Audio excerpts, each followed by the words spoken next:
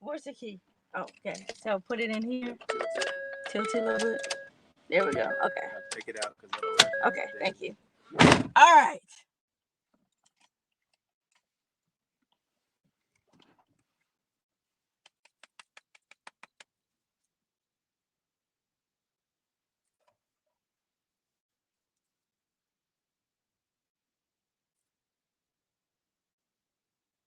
Looks like we're live.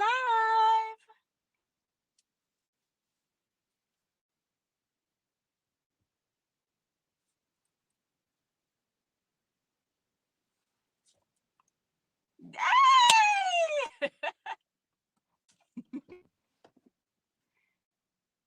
Now, I can't hear you. Can you hear me? I see a little mute sign on your name. Yes. Good evening. Good evening. Evening. We had a little technical difficulty, but we are here. We are here. Major technical. I'm in a car, so major technical difficulty. But God is good. We're gonna get this going. Yes. So welcome to Build Your Best Life with Deborah D. Smith. My platform is designed to assist high school age and young adult males as they follow my basic principles to overcome their obstacles from personal lives and society so that they can be the best that they can be. Yes. I believe it is better to train early rather than to fix later. That's right. That is right. Yes. So I want to welcome my guest today, Miss Madeline Allen, all the way from, watch out, mispronounce it, Yazoo City, Mississippi. I hail from Yazoo City, Mississippi. Yazoo City is right of Jackson, Mississippi. When people say, "Hey, where you from?" I just say Jackson. It's just two people who live in Yazoo City, and I'm one of them. Yes. All right. Well, Madeline Allen has been actively involved in both public and Christian education for the past 15 years. Having a passion for holistic teaching or teaching that is concerned with the intellectual, emotional, social, physical, artistic, creative, and spiritual potential of a child. Allen has both advocated for and faithfully instructed many students over the years. As a proponent of effective teaching principles, Madeline, also known as Teacher Madeline, has shared her experiences and timely advice with other teachers from around the world via social media and other outlets. In 2018, she became the first Black teacher trainer for a prominent English teaching company in China. How wonderful is that? When asked about how she views teaching, Allen said, "To me, teaching is more than a job. It's a calling to which many are called, but few are chosen. Yes. I am one of the chosen, and I don't take that lightly." Yes. That is wonderful. So I'd like to introduce to you now, Miss Madeline Allen. Hello. So wonderful to have you here, and I apologize. I know you having a fit because you having problems. Oh my goodness! If y'all are on now, looking at me, this is not professional at all. I'm in my car, but I love how this worked. Okay, about 15 minutes before this started. Okay, my power went out. The power in the whole neighborhood went out, and I'm like, oh my goodness. And then my teacher brain started working like, oh no, we're gonna make this work. How are we gonna make this work? What are the solutions? We already know what the problem is. What are the solutions? And so I'm setting my computer up, trying to get my hotspot going, and then I'm turning on my ring light. I'm like, oh my goodness, my ring light doesn't work. It's so dark in my house. And so my husband's like, go to the car. I'm like, you know what? I'm an educator. This is what we do. We make stuff work. We make it work. We don't make excuses as to why it can't work. We just find solutions and we figure out how to make it work. And this pandemic is a huge metaphor for that, right? Right. Yes. Yes, teachers have to be creative. Yes, yes. You worked it out. Mhm. So I did read your bio, but how about telling us a little bit more about yourself? Okay, I can do that. I can do that. About me, obviously, I'm an educator. Initially, I was certified to teach 9th through 12th grade English. Okay, and I'm still certified to teach that. That's my heart. That's my passion. Um, but I kind of branched out. Okay, I have literally taught every grade level from like kindergarten, not even pre-K, all the way through 12th grade. I will tell you, me and little kids, we're just not the best of friends. They're a little needy. They're a little needy. So my heart is that older age group. It's just my heart. I get to be straight with them. I get to minister to them in ways in the school that you can't really do with the really, with the real small ones. So that's what I do recently. And when I say recently, I'll say in the past 4 or 5 years, I have branched out into other countries. Okay, so I started teaching English to language learners in China, but then I branched out from there, and I'm like, I want to teach more than English. Why can't I teach art? Why can't I teach this? And so at this point, I've taught my art classes to students from over 7 countries in the world. So uh, it's awesome. It's amazing. It's like my outlet, okay? Because teaching our children, especially our older youth, it is a calling. It can drain you a little bit because you're really pouring out. It's a pouring out daily, and you need some type of outlet. So as I'm mentoring, as I'm pouring out, as I'm dealing with the trauma of everyday life that these kids experience every single day, okay, I use that international teaching as my outlet to just kind of, I don't know, really know you. You don't really know me. I don't really know your problems. I just want to teach you how to draw. Like, that's my outlet. So that's where I am now. I do mentor educators. I recently wrote a book. It's called The Liberated Teacher, and it's just to speak to the pain of teaching, and really why it's worth just kind of sticking it out. Let's do this thing. I really have a passion for encouraging educators, so I did that. I'm currently working on a project for educators with regard to self care, a book for self care of the educator. Because if we burn out, it's a wrap. Wow, the yes, it is. parents the parents are already burned out. If we burn out, you might as well just hang this whole thing up. Hang the Yes. future up, because it's not gonna happen. So that's where I am with that. I have a deep passion for writing and sharing my story via vlogging and blogging. I have a YouTube channel where I hail as Teacher Madeline. And I also write a lot. One of the blogs that I'm on is sundayschoolzone.com. I've written for them with regard to ministry, more so to youth, to youth.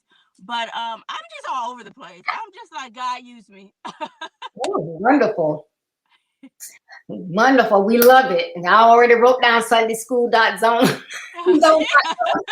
Right, right. I mean, I'm just I all will- over the place. I just believe that we need to share. Like, we have got to share ourselves with the world. Like, we don't want to end up as that fig tree in the Bible where that Jesus just cursed and said, what are you doing here? Nothing. I don't want to be that. I want to be poured out. I want to be used. I want to show God that, hey, I'm not ready to go yet. See, I'm working. I'm growing. There's some fruit here. So that's where I'm at. I'm all about that. Well, that's awesome. I love it. So you're gonna be taking it with you. You're gonna make sure you share it and we get it. Yes, That's a good yes. thing. All right. Great. And I see Linda. Right, Patrick is on. Hi, Linda. Hi, Hey, Dan. Thank y'all for Linda. tuning in.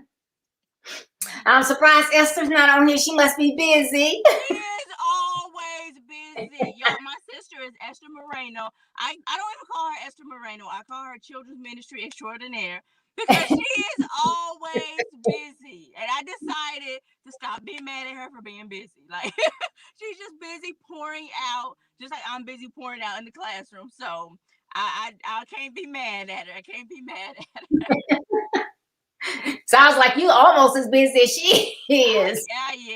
Yeah, and a whole different kind of busy, a whole less entertaining kind of busy. But we're not gonna talk about that.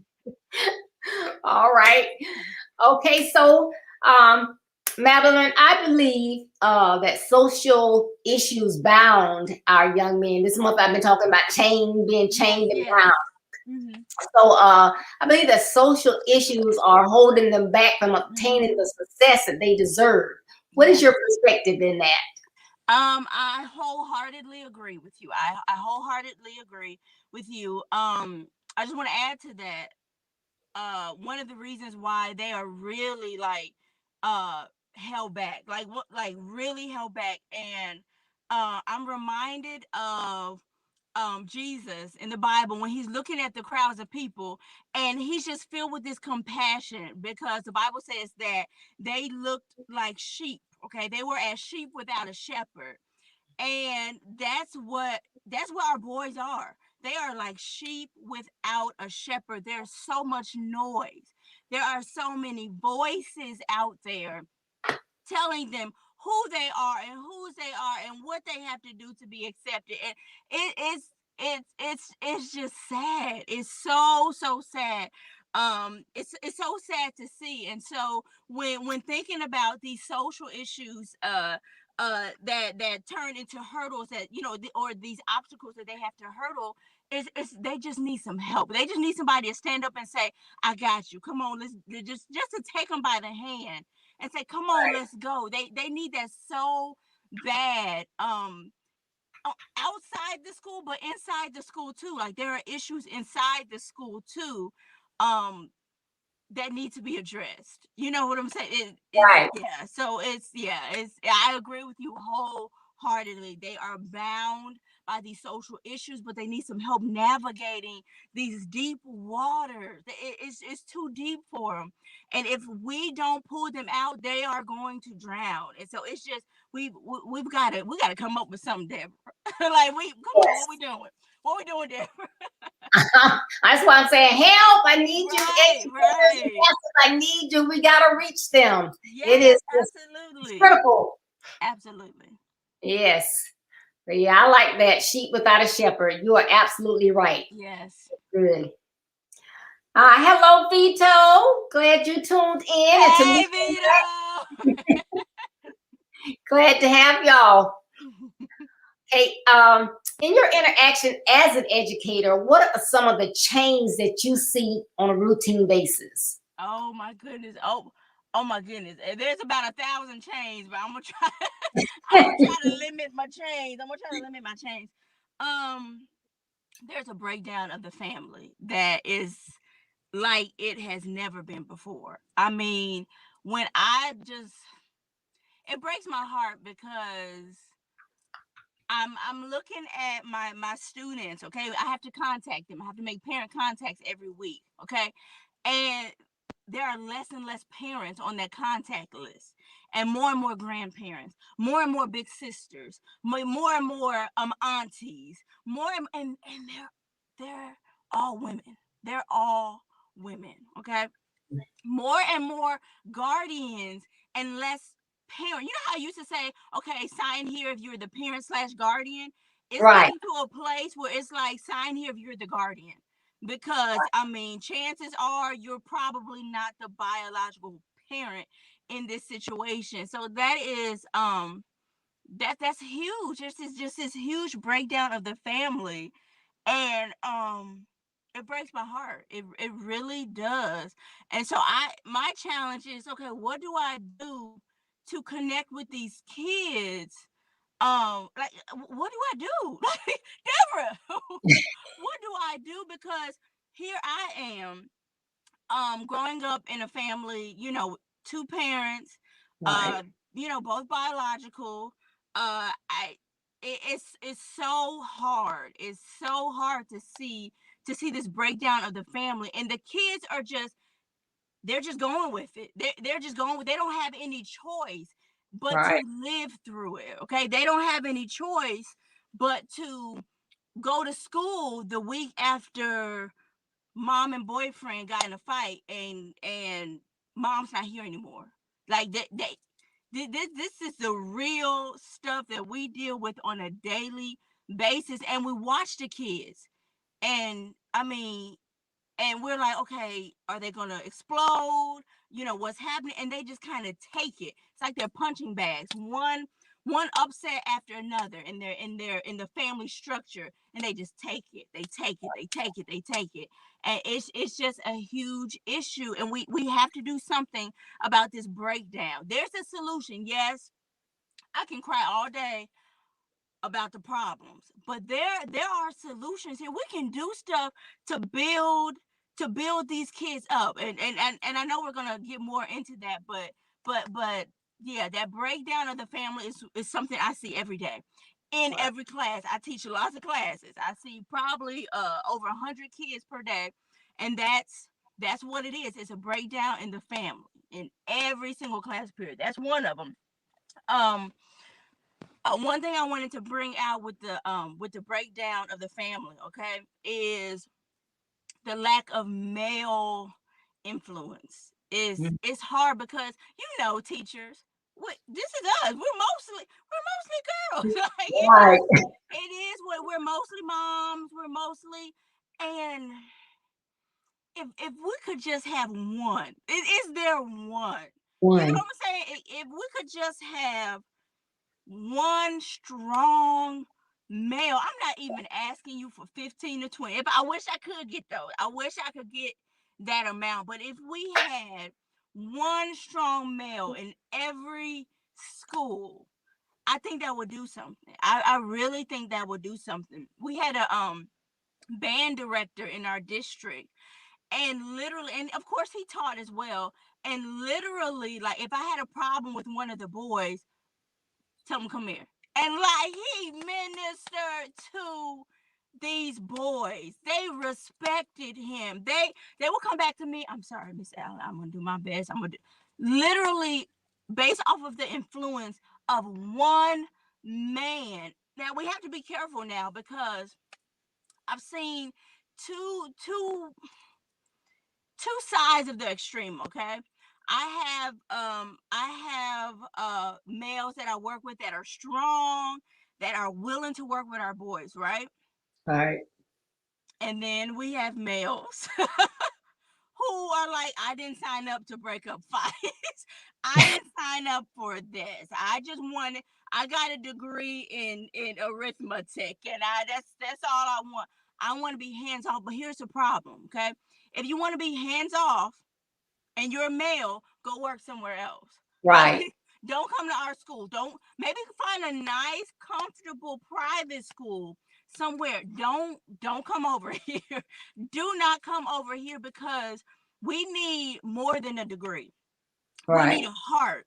We need a heart to mentor and to help these boys navigate these social issues that they have to come against every single day. That's what we need. And it's even getting to the point where I feel like school districts need to have different, like, application process, I mean interview processes for males. Like, you just Right. have to. Are you willing to do this? Are you willing to talk to our boys about it? Are you willing to? And if the answer is no to those, you're not getting hired in our school, because that's not what we need. That's not what we need today. Maybe 30 years ago, okay? Maybe, a long time ago. That's not what we need to. That's not what we're dealing with. That's not what we're up against now. You have to be so much more than an expert in a content area to be a teacher today. Like, if that's all you are, uh, go apply over there. Go, go over there. Don't come over here because you're not ready. And so you hear about teacher burnout, and this is horrible. This just okay. that's because you weren't really called to this work. I mean, not to say that good teachers who are called don't get burned out, because they do. Trust me, monthly basis, monthly basis. But there's just a heart that keeps you going. There's a heart that keeps you in it when it gets really rough.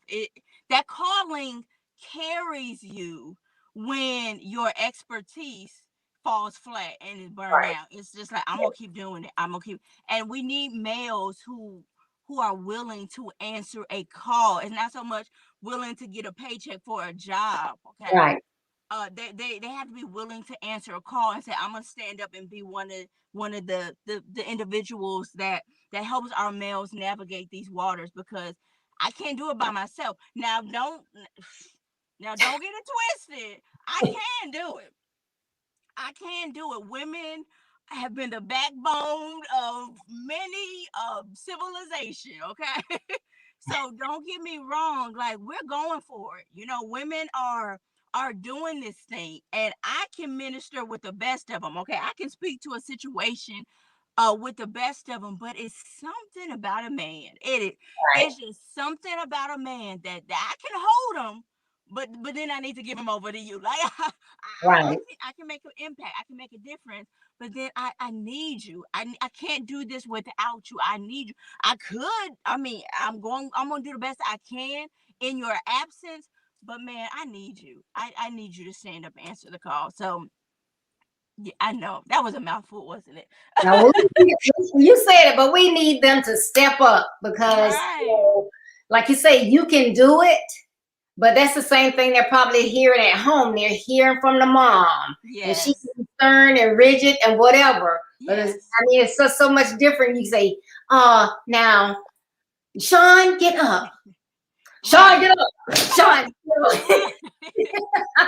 Right. It's just that difference. Right. There's a huge difference. And another thing another one of those social issues I wanted to bring up. Okay, that's very prevalent within the school. Okay, racial discrimination. Okay, I'm just gonna put it out there. Racial discrimination. It is very alive. If you are a parent on the line and you think when you send your child to school that that teacher does not see color, it's they I'm trying to be very careful with how I say this, because I think a lot of what is done within the school is not done intentionally, but when you're a woman of color walking around, and I've worked with Hispanic students, large populations of Hispanic students as well, so I consider them my babies as well. We're all, um people of color, beautiful people of color, but that is a huge issue in the school, this issue of discrimination in the classroom, and it's kind of masked a little bit, right? I'll give you an example. Okay, so we'll have a student who is expressing his frustration, like he's frustrated, okay, but he's a person of color. Okay, so that's a whole different situation. Right, He's right, right. frustrated. He kind of snaps in the middle of class. Okay, maybe he snaps on another student and just says, hey, shut up, man, or whatever he does, right? The process that the teacher goes through to try and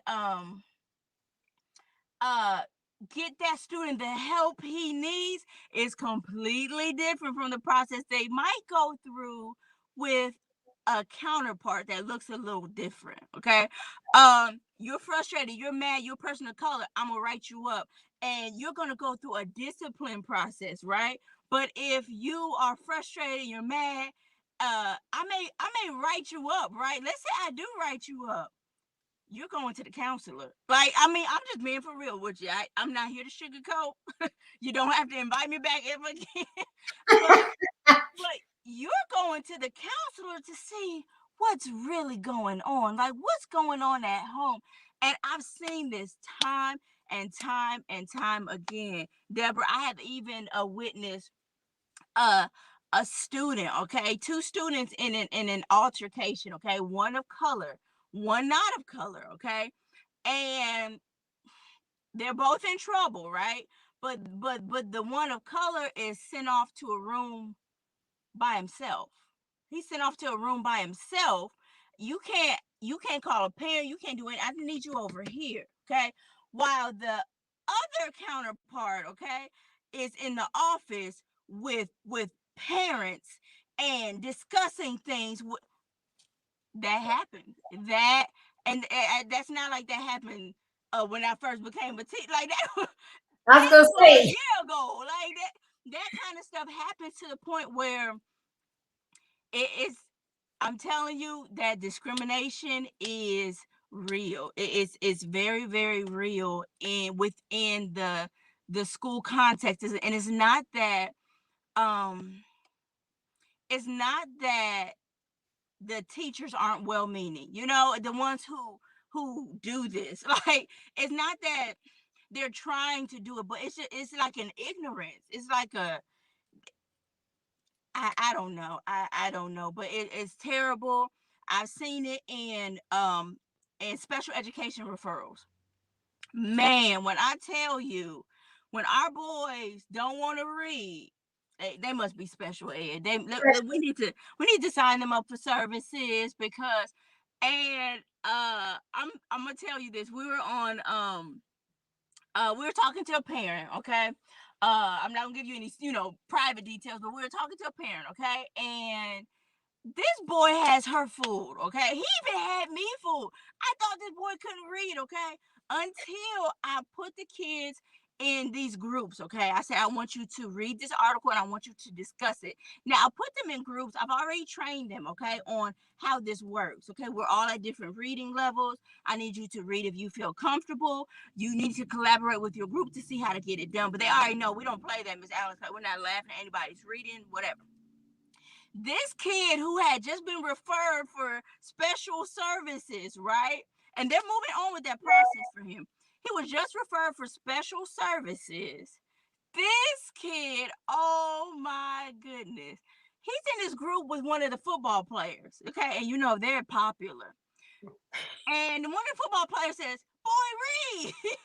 And when I tell you, this boy was reading fluently by himself. Nobody was helping him. He just needed the right motivation. And that football player that he looked up to was the motivation. And he was reading. He had me food. He had his mama food. When I tell you this is very real because they lack that strong male influence. Okay, and they then begin to lack motivation. Okay, so they don't care about reading. Like, what's reading for? Nobody's there to tell them why this is important. Like, no, like, and they don't care.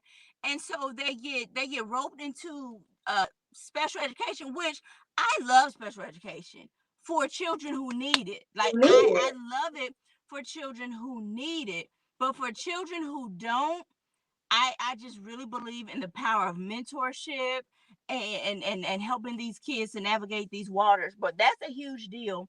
Um, the breakdown of the family, the racial discrimination that's very present in the schools. We know all about that pipeline to prison, and our boys are they're on it. That's how they figure it. That's how they figure the amount of beds that they will need in the prisons. So they can't go to the counselor. They need to be written up. They need their files need to become larger and larger with disciplinary, referrals. Um, so it's breakdown in family, racial discrimination, and then I also wanted to mention the income gap, that social issue. Okay, uh, that's a big one because our kids are not getting the experiences that other kids are getting, and it's impacting their worldview, it's impacting their comprehension, even their comprehension. If you look at a state test, okay, some of those passages on a state test are for people who are affluent.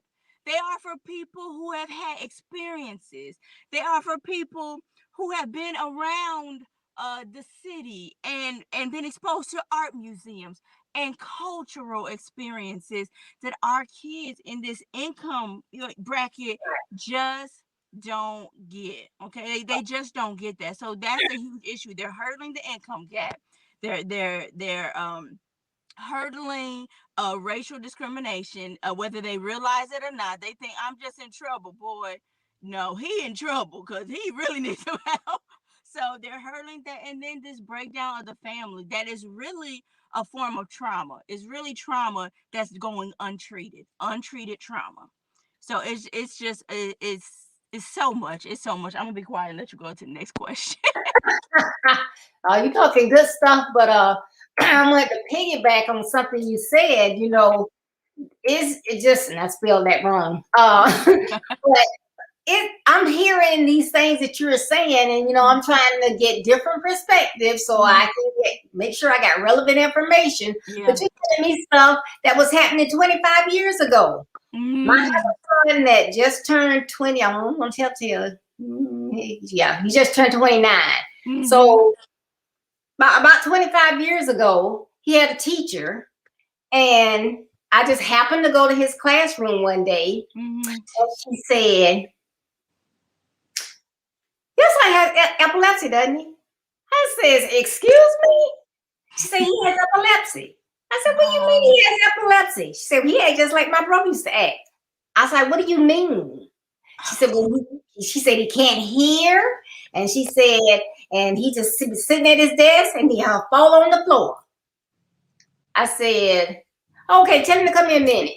I said, "Let me tell you one thing. I don't know what your problem. But you better listen to your black behind. He better not fall out again." Yes, But, yes. I mean, she, persisted with this. And I'm like, and I'm going home, and my husband and I, we in the van, he's behind me, and I'm going, "Christopher." You know, ma'am? Because I'm like, this lady said he can't hear. But she has already labeled him and said he has And that's nothing the wrong with him. thing. Talking about an A student, somebody that's above average on the standardized achievement test. But if I had said, "Oh, okay, what I need to do," Right. going down the pipeline. Yeah, that's what it was in her mind. She was like, I know where he gonna end up. I know where she's gonna end up. Like that's the thinking. That's a mindset.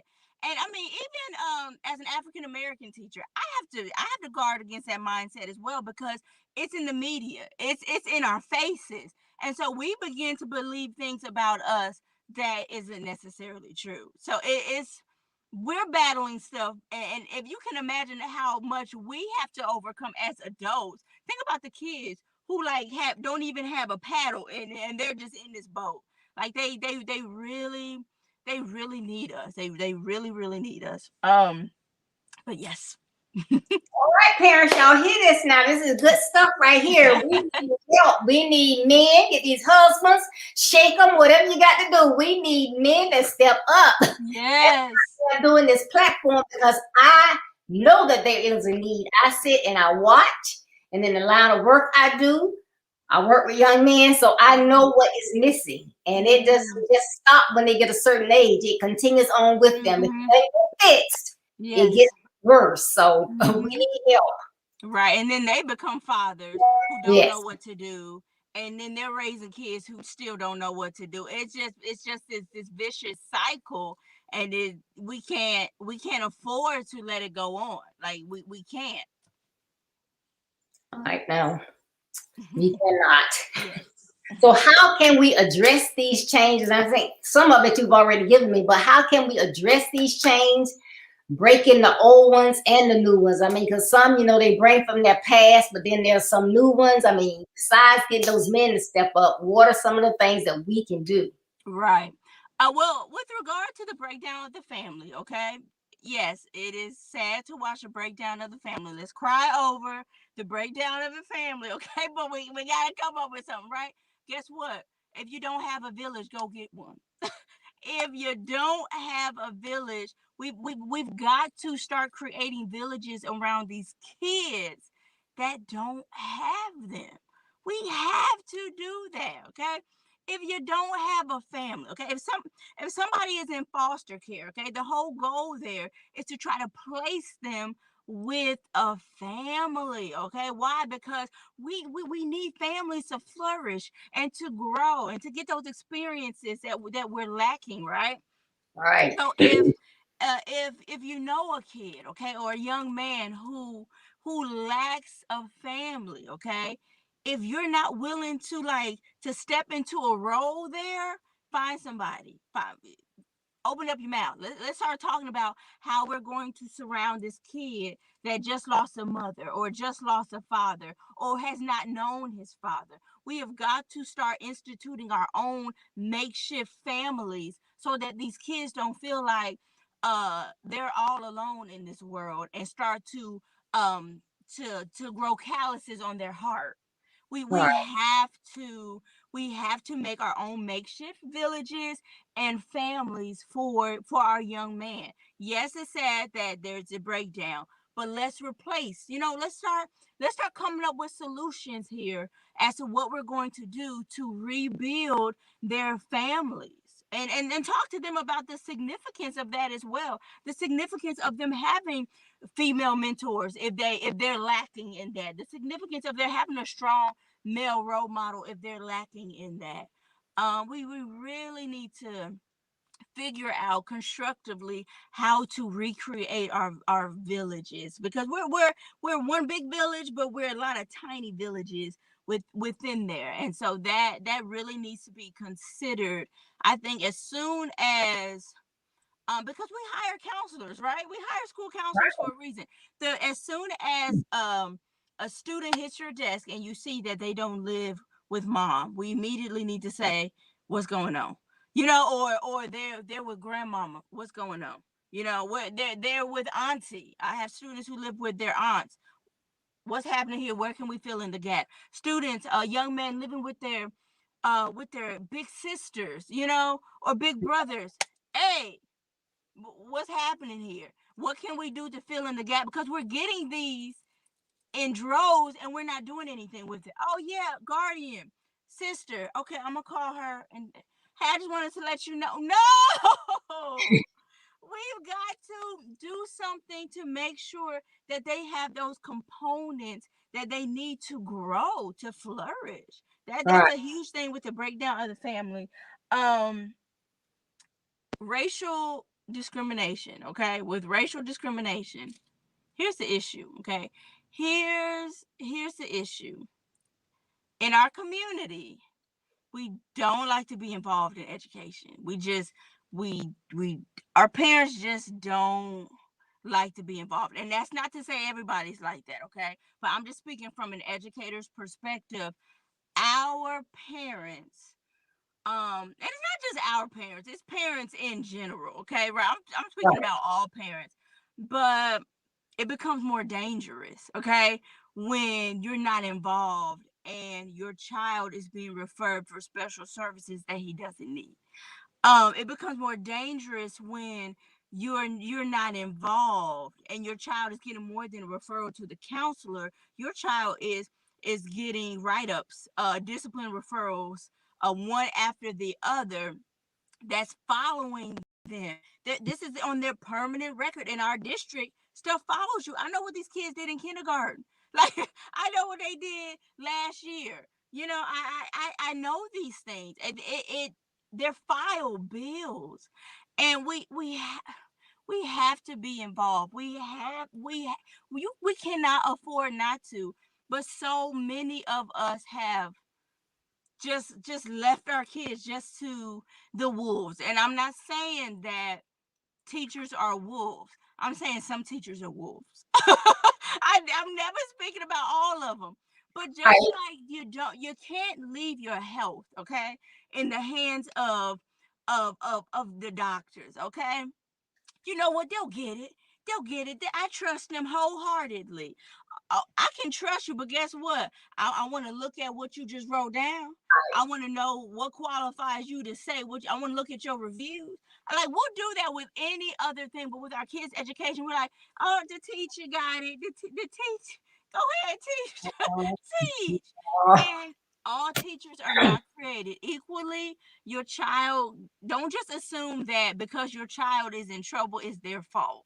Like you've got to dig a little deeper when it comes to to matters of their education and discipline, especially discipline, you need to be that baby's lawyer. You need, I mean, yes, we like to be their cheerleader. Yeah, we go to the basketball games. You football, yeah, track and We're field. there. Right, we're there. But when it's a discipline referral, boy, what you do? What you do, boy? Okay, now in a court of law, we're innocent until proven guilty, right? We're Right. innocent until proven guilty. But for some reason, like with our kids, it's what you do. Because if your teacher says something, I know you. Mm, see what happened. You got to be a private investigator and a lawyer. You got to see what's going on. If you have to say, excuse me, I want to see that camera because y'all looked at the camera. Now I want to see the camera. Like you have to do that, and so many parents don't know that this is something they have to do. You have to be informed. You have to know the teachers. Know who's dealing with your child. We All have a right. situation right now where teachers. There are some teachers where an individual student, okay, for example, this is going on with a lot of kids now with this pandemic. An individual student, okay, is passing with flying colors over here and failing like miserably on this other end. And so you have to stand in the gap and say, okay, I need to go into the school building and figure out what's going on. Okay, who lying? One of y'all lying, and it's not always the nice one who's giving your child an A+.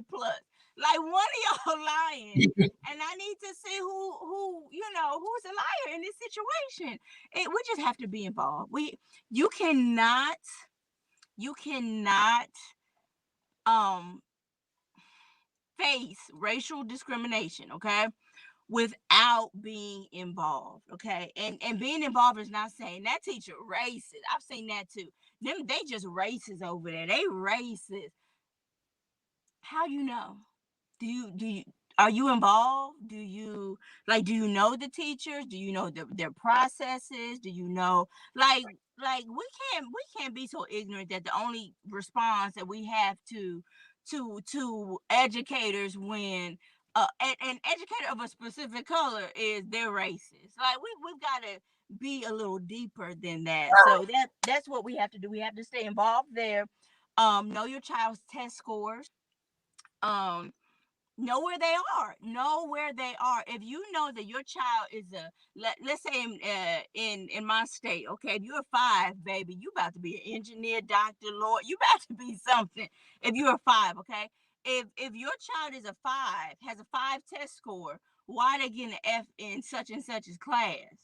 Like what's you need to be able to put some puzzle pieces together that you won't be able to put together if you're not informed on your child and their education. Like if you don't know, you're just a lost ball in the snow. You just don't have a fighting chance if you don't inform yourself.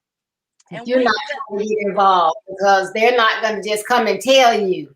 You have to attend those parent-teacher meetings, or you don't wait until something happens. You should want to know those teachers beforehand. right, and here's a Yeah, no. misconception. Here's a huge misconception with teachers, and I'm here to serve notice. Okay, it's getting dark over this. Okay, a huge misconception with teachers, right? Okay, we're people, and when we leave work, we want to spend time with our families too. Like I want to make dinner for my family. I don't want to talk to you. Like I'm just being I'm just being for real with you. So I need you to be involved enough with your child's education, okay? So that when I give them the first F, you go, hold up. What's happening here? Me and Miss Allen need to have a conversation. Like I Right, need you to be involved like that, so we can have this relationship and we can go back and forth. I don't need you to wait until right, your child is failing, like failing a whole quarter. Some parents wait. The busiest time of a school year is May, okay, because that's when the parents who you haven't been able to contact the whole school year, that's when they come out of the woodworks, because that's when they care about whether their child is going to pass or fail. Okay, right. can't do that. You can't do that because you put pressure on me to tell my family, you know what, y'all gonna have Wendy's tonight. We're gonna have pizza tonight. I'm not gonna cook you dinner because I have to be on the phone with these parents and try to figure out how to get these kids. I don't want to do that. I now that doesn't mean that I won't, because I do. I mean that just well, it's just the nature of the beast. We do that, but it's unfair to assume that that it's just unfair to assume that we're obligated to do that. No, I'm going this extra mile because I care about you and I care about these young men and I care about these boys. But mama, you gotta get yourself together. Daddy, we gotta get it straight. That's a huge misconception. I work for a district. I do not work for your child. I love your child, but I need us to work together. It's that village mentality. I need All right. us to work together. I really, really do.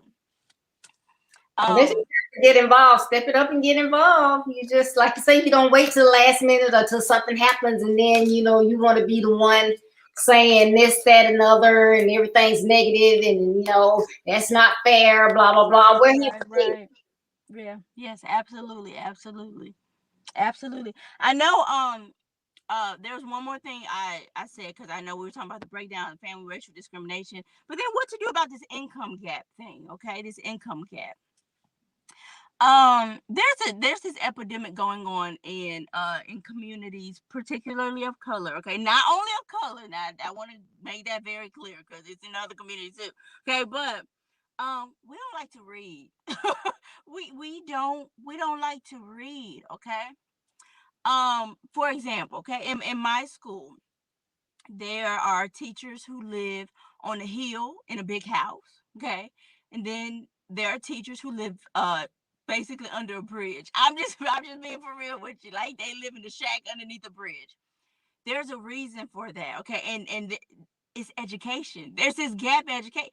You're educated. You learn how to get, because y'all making the same money. Right. Y'all making the same money. Y'all single parents making the same money. There is this disregard for reading. You, and if you don't like to read, the money, the income gap is going to widen. Like it just is. If you don't want to read, if you don't want to educate yourself on how to spend less money and make more money, like stocks and bonds are not for white people. They're for educated people who choose to educate themselves enough to understand the ins and outs of that. Investments are not for white people. They're for everybody who's willing to invest in that education, to learn about investments and what to invest in. Okay. Good credit. Yes. It's for everybody. It's for everybody. Educate yourself, and then you'll know that that person who lives in that house on the hill, yes, they make, y'all have the same income, but they have some education. They knew what to do to get to that place that you didn't, because you don't want to read. You just, you don't want to read, and it's a huge problem. If you, I mean, I look at these kids. Okay, my kids don't wear Jordans. Yeah, I know I make more than my parents. My kids don't wear Jordans. Okay, and my students. Okay, the population that I serve. Okay, very, very low income, bottom of the poverty line. Okay, I'm living. Let me tell you where I live. Yazoo City was rated the worst county to live in the United States of America, according to USA Today. That's where I live. Those are the students I serve. Yazoo County. I serve the Yazoo County students. Okay. Um, why anybody in this district wear Jordans? I'm just being for real. Why anybody here? Why? What's happening? Now, if you're in a situation where you happen to grow up here many generations, and your family's doing good, maybe you got a doctor over here, Lord, I get that. But my kids shouldn't be walking in Crocs and nurse shoes while your children are walking in. That's a problem. That's a poverty mindset that has to be addressed. It's poverty. It's a mindset. You can't afford that. Stop it. Stop. And your kids are, you know what they say? They say our people like to wear their money, and other folk like to they like to put their money in the bank. Our folk like to wear their money, All and so right. we're just setting our kids up for failure when we do that. When we tell them, yes, I know I just got this paycheck for $500, but I'm going to spend $200 of it to put some shoes on your feet. Deborah, we have fire drills, tornado drills. Okay, it's a tornado drill. The last tornado drill we had, my principal had to get on the intercom and fuss at our students, okay? Because they wouldn't sit correctly because they didn't want to crease up their shoes. They like, all you heard in the hall, my shoes, I can't crease my shoes. We have kids walking like robots in the hall because they can't crease they cannot crease their Jordans, they can't crease their Air Maxes, they cannot crease their Nikes. This is What? what we're dealing with. This is what today, like this is what we're dealing with right now. These are the kinds of issues that I'm just like, oh Lord, I don't want to have another tornado because she just gonna fuss at us because I know they're not gonna do right because them shoes. It's all about those shoes. We gotta educate ourselves. We have to do a better job. It's our community. We have to do a better job for our young people because they're seeing us walking Jordans. Who you walking in Jordans for? Where you work? Wow. It's an issue, but if we would make sure that we are educating ourselves on how to handle money. All Like, bro, right. we can't know about money. Okay. I remember I was in a place where I just felt like I was this broke teacher. I'm not there anymore. I'm not a broke teacher because I know how to give me some money. I learned how to start a group class, market it, boom, pay for it. Like I've learned those things through reading, through research, through education. Those kids, they know how to research. It's just not being channeled in the right direction. You know how I know that they know how to research? Because they know how to cheat. Oh, they cheat so good. If you give them an assignment on a computer, it will be done perfectly according to the answer key. How in the world did they find this answer key? They know how to research. They told me. Because when I caught them, they told me, Miss Allen, this is what we do. Like this is what we do. I couldn't even be mad at them because I was rejoicing over the fact that they know how to do something. They know how to research. So have them research how to write a check. Have them research how to write their signature. The generation that's coming up, they can't write in cursive. They can't Right. even write. They can't sign their name. Okay, teach, channel it in the right direction. Teach them how to be an entrepreneur. Yeah, I got a good job over here. They hiring good. Their minimum, it's not minimum wage no more. It's about $2 more. Stop, stop, stop. Let's think bigger. Let's get out of this poverty mindset. We can be up there. It's a mindset and it's terrible. And I'm sorry it's getting dark. It is definitely a mindset. Yes, if y'all are watching, if you jumped in late, let me tell you, my power went out, and the spirit of an educator, I'm making it work in the car. Oh my goodness. And this is good, see. Yes, so hi Glenn, I see you on. I saw somebody else. I think Dan just joined us, but y'all have to go back and look at the entire thing because it has been so good. And I know you're not gonna be able to see in a minute. Well, you'll be able to see me because as long as the light is like reflecting on me, we're good. Okay. Okay. Well, Build Your Best Life focuses on ensuring that our young men have an opportunity to be their best selves.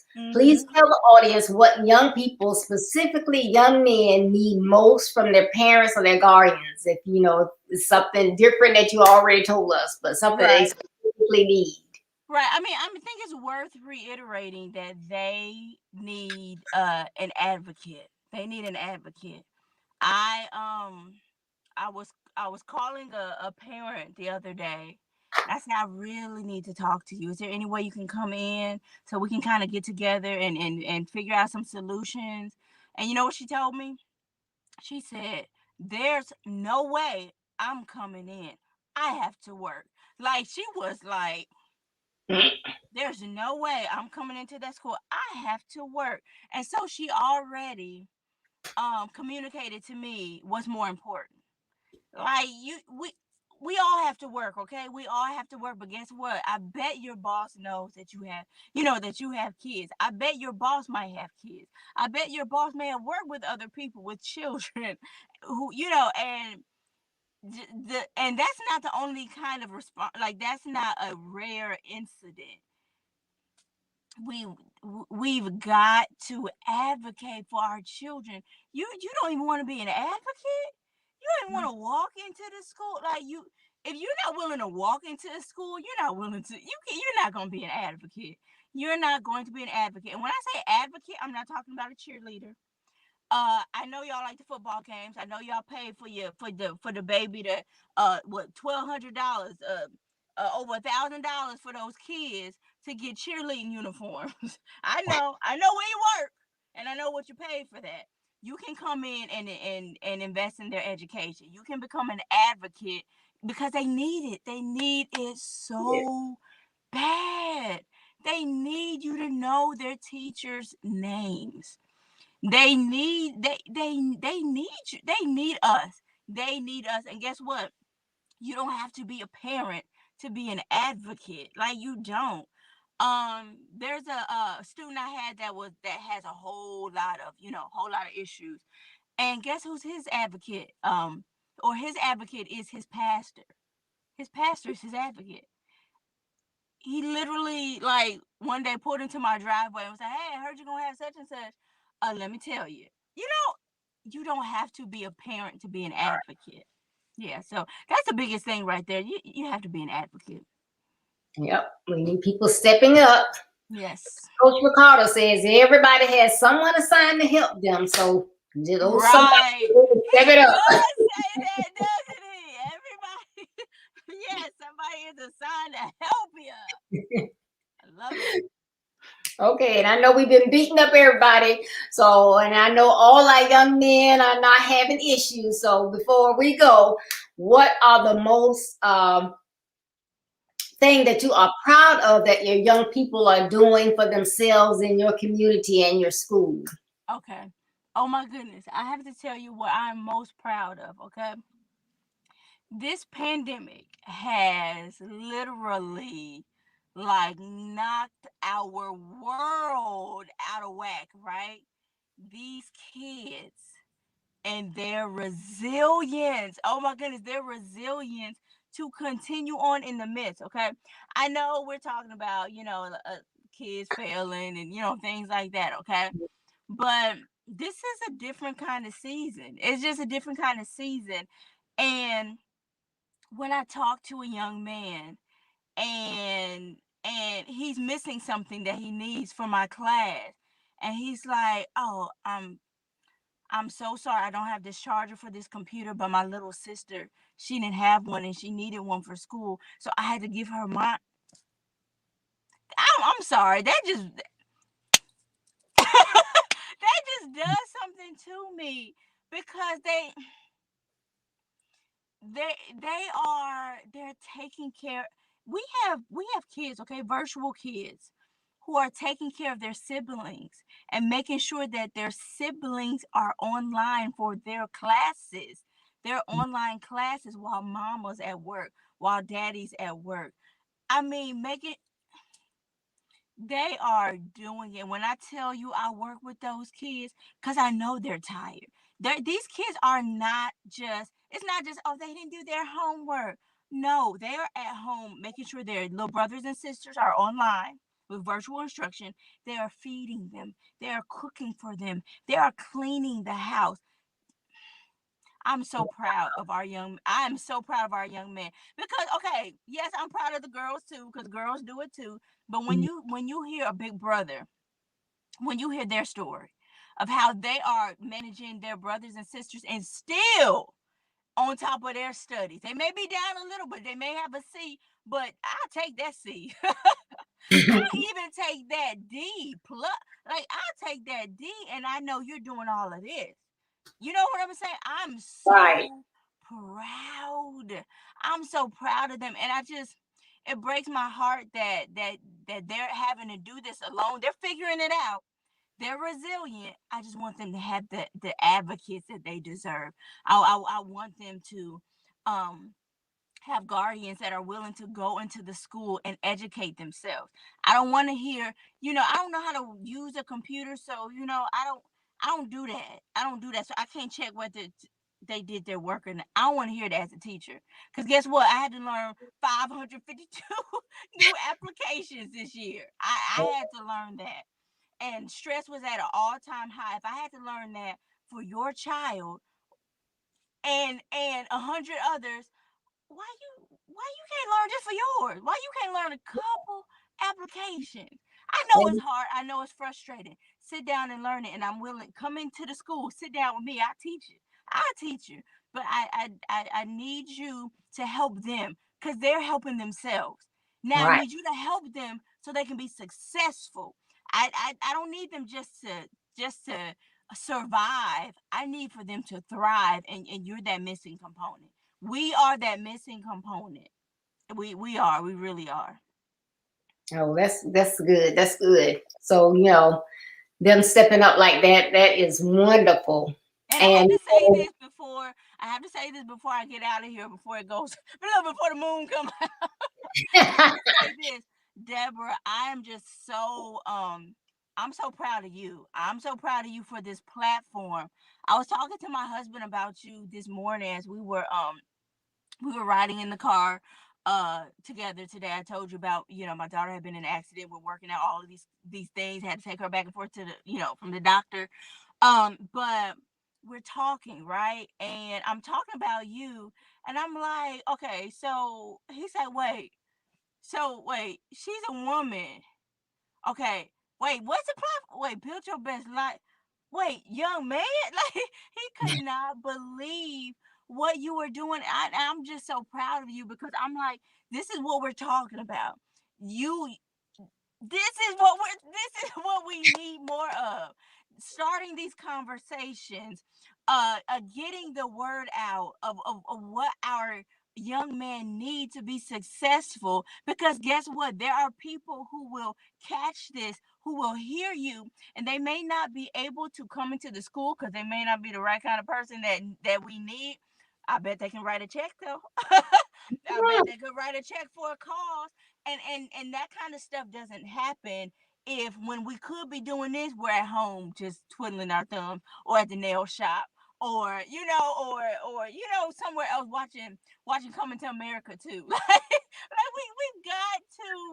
we've got to invest. We've got to invest, and and sad to say that's been lost. Like right. we get, but we don't believe in giving anymore. And I just applaud you because you're this is the best life that you can live.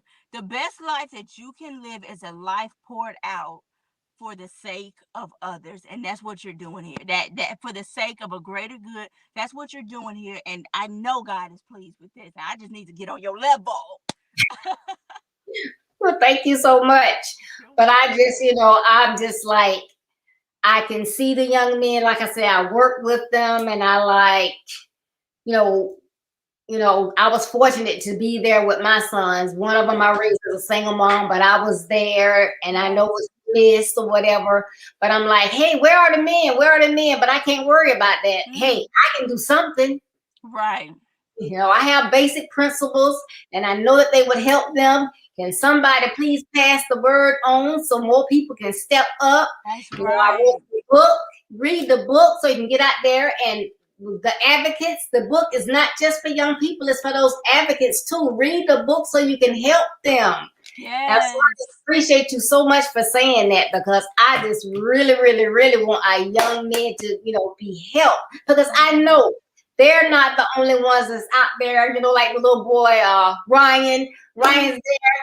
Ryan started out saying, "This is my new toy. This is how it works." Now Ryan got a TV show. He got toys. Yeah. Yeah, our kids smart like that. Come on, parents, what you they doing?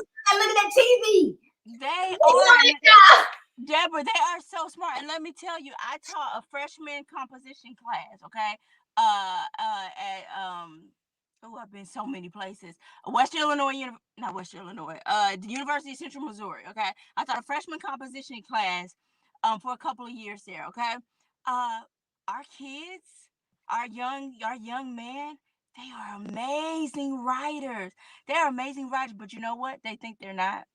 They think they're not, and and I love to be the one to tell them when we had those writing workshops where they had to come in and have conferences with me.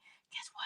You're one of the best writers in the class, and they are floored. They can't believe it because we don't think we're good enough. We we believed we've taken a bait and we believe that we can't have what other people have, and that's just not true because we have it up here.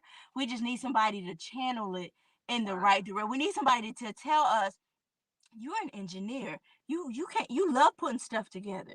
This boy was a wasp flying around my room and I'm screaming, ah! Flying around my room. This kid comes from across the hall.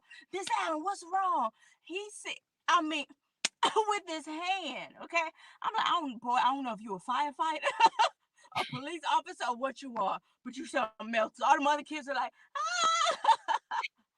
But he just, and I'm just like, we need somebody channeling that and showing them, you know what you are, you know what that means, you know what that is. Let me give you these experiences now. I want to give you an experience. I want to set you up with, the fire department. I want to set you up with a doctor to shadow. I want to set you up with an engineer. I want to set you up at Google, to follow somebody or to like they need that so bad, and that's what we're missing. That's what we're missing.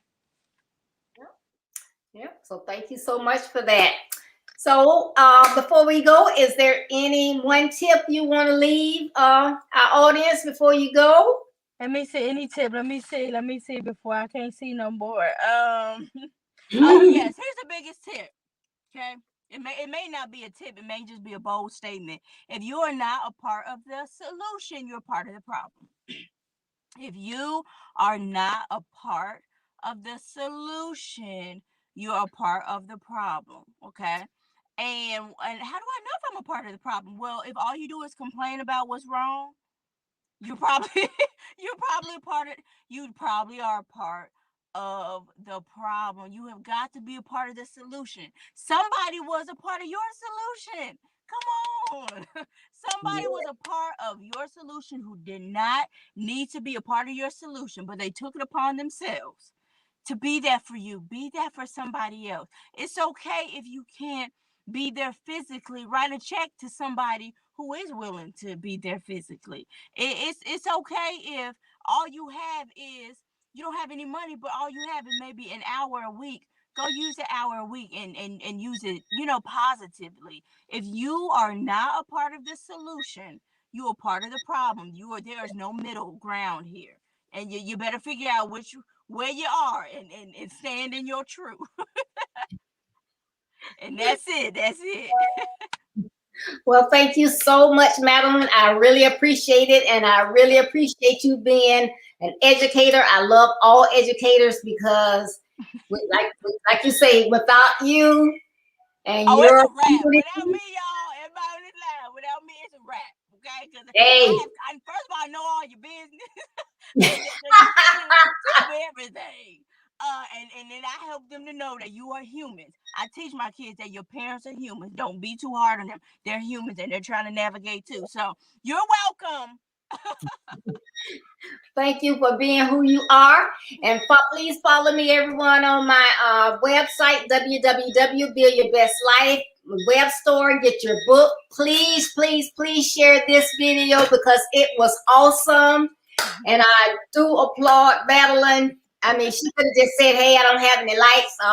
Just reschedule me, but she didn't. She got that teacher juice working, got all creative. And right. We have to teach our kids to do the same. You don't tell me what you can't do. Tell me how you're going to do it anyway. Yes. So thank you so much. You're so welcome. And everybody, please remember as you go on your journey to be a better you, you will run into distractions, pitfalls, and rough terrain. Don't let any of those negative aspects of your journey stop you. Though they may slow you down, keep going to be the best you so that you can feel your best life. Yes. It's been awesome. I love you. Thank you, Madeline. Thank you. Bye, guys.